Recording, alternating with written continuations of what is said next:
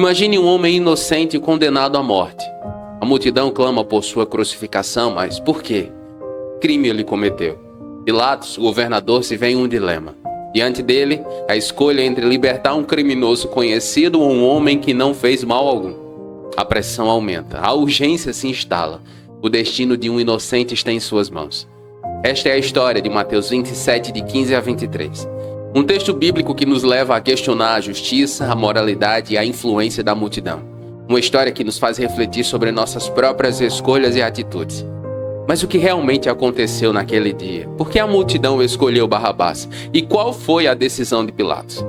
Vamos juntos meditar nos mistérios por trás dessa passagem bíblica e descobrir lições valiosas para nossas vidas. Mas antes de continuar, não esqueça de deixar o like, se inscrever no canal e ativar todas as notificações para não perder nenhuma das nossas mensagens. E fique comigo até o final, porque há uma palavra de Deus para você. Assim que a multidão se aglomerou, Pilatos lhes perguntou: qual dos dois vocês querem que eu solte? Barrabás ou Jesus, chamado Cristo? Você já parou para pensar no peso de uma decisão? Naquele momento em que você se vê diante de duas opções e o futuro parece incerto, como um caminho que se divide na neblina, Pilatos, o governador romano, viveu isso em Mateus 27, 17. Diante da multidão enfurecida, ele teve que escolher entre libertar Jesus, um homem inocente, ou Barrabás, um criminoso reconhecidamente perigoso. Eu lembro de quando vivi uma situação parecida, não tão dramática ou intensa quanto a de Pilatos, mas que para mim era extremamente importante. Diante de mim estava a decisão de abrir mão do meu trabalho como funcionário de uma empresa para viver em tempo integral no Jesus e a Bíblia, sem nenhuma garantia de sustento financeiro. A pressão era enorme e o medo de errar imenso. Eu lembro que a história de Adão e Eva no Jardim do Éden me veio à mente. A escolha deles, motivada pelo desejo e pela curiosidade, trouxe consequências não só para eles, mas para toda a humanidade. Mas também lembrei de Josué, que diante da escolha entre servir a Deus ou aos deuses pagãos, declarou com coragem: eu e a minha casa serviremos ao Senhor. Lembrei também de outros homens e mulheres de Deus, pessoas simples que ao longo da história fizeram escolhas difíceis para a glória de Deus e tiveram seu caráter moldado e deixaram uma marca na história, com integridade, coragem e fé. No caso de Pilatos, ele escolheu ceder à pressão da multidão, mas a responsabilidade por suas ações não desapareceu e nem vai desaparecer.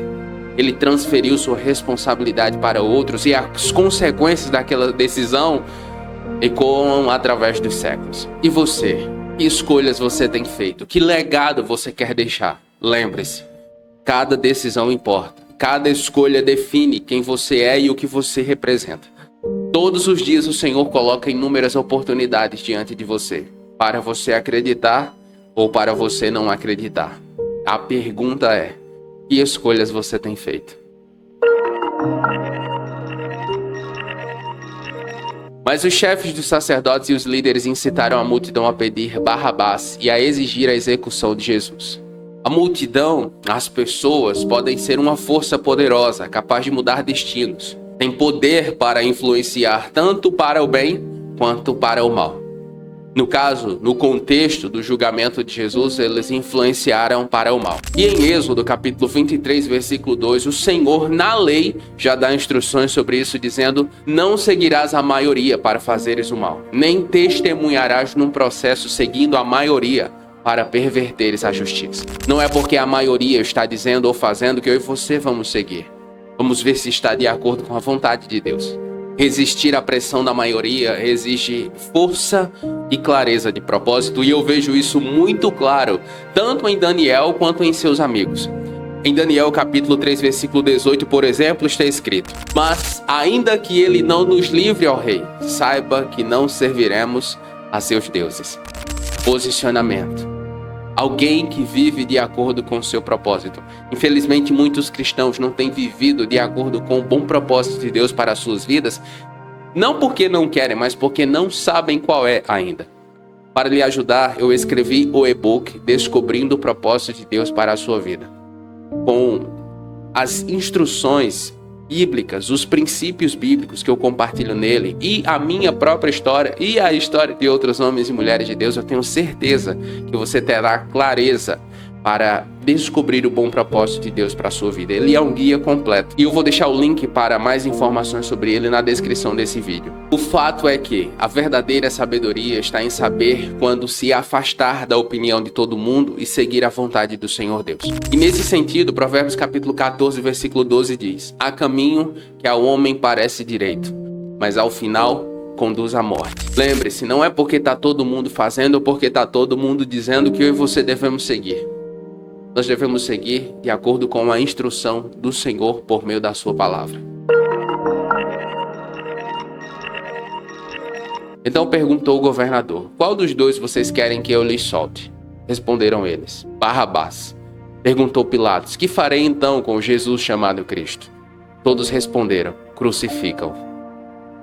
Por quê? Que crime ele cometeu? Perguntou Pilatos. Mas eles gritavam ainda mais: crucificam. As nossas decisões podem nos afastar ou nos aproximar da vontade de Deus. Quando, por exemplo, escolhemos uma vida de pecado, estamos escolhendo o caminho que nos separa de Cristo. E isso também tem consequências. Em Romanos capítulo 6, versículo 23, por exemplo, o apóstolo Paulo diz: pois o salário do pecado é morte, mas o dom gratuito de Deus é a vida eterna em Cristo Jesus, nosso Salvador. A escolha por Barrabás foi uma escolha pelo pecado e pela rebeldia, representando a decisão de seguir o mundo ao invés de seguir a justiça de Cristo. O apóstolo João fala sobre isso em 1 João 2,15, dizendo: não amem o mundo, nem o que nele há. Se alguém ama o mundo, o amor do Pai não está nele. Meu irmão, minha irmã, resistir ao pecado e escolher Cristo exige coragem e convicção, mas traz paz e salvação. A verdadeira liberdade vem não ao seguir as massas, o que está todo mundo fazendo, mas ao seguir a vontade do Senhor Deus. Em João 8,32, o Senhor Jesus diz: e conhecerão a verdade, e a verdade vos libertará. Lembre-se, é um caminho cheio de escolhas. No final, eu e você vamos ter que fazer escolhas. A questão é, quais as escolhas que nós estamos fazendo? Vamos orar? Pai Santo, diante de Ti nos colocamos, reconhecendo a fragilidade humana e o peso das nossas escolhas.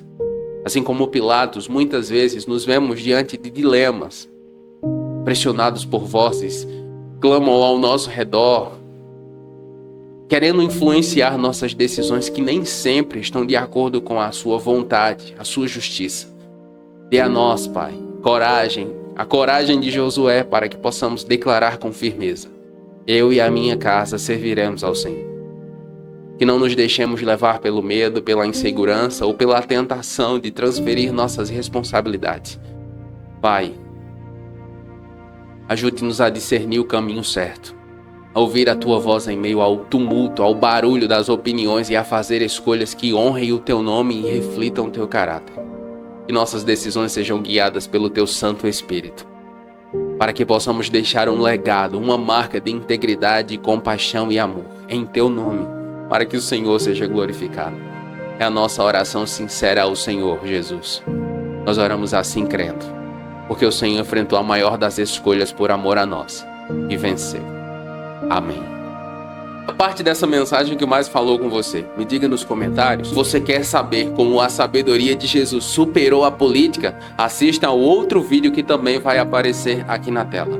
Nos comentários, faça seu pedido de oração e nós estaremos orando com você. E se ficou comigo até aqui, escreva aí nos comentários: eu pertenço a Ti, Jesus. E eu vou saber que você ficou comigo até o final. Eu oro para que Deus abençoe a sua vida e até a próxima.